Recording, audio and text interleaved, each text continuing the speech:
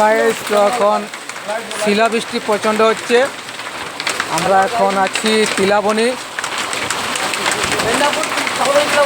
প্রচণ্ড শিলাবৃষ্টি হচ্ছে, কিন্তু দেখতে পাচ্ছেন একবার টর্চ মেরে রেখেছে।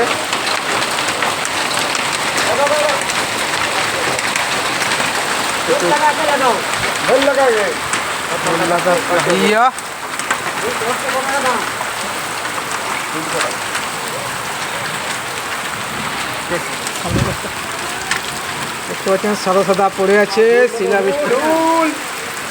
সামান্য এক মন্তর হইল, তো আস্তে আস্তে সব গলে যাচ্ছে।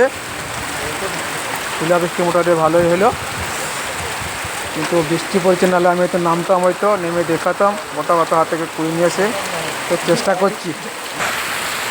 হ্যালো গাইস, তো আমি হাতে করে নিয়ে এসেছি কুড়িয়ে। দেখতে পাচ্ছেন এই যে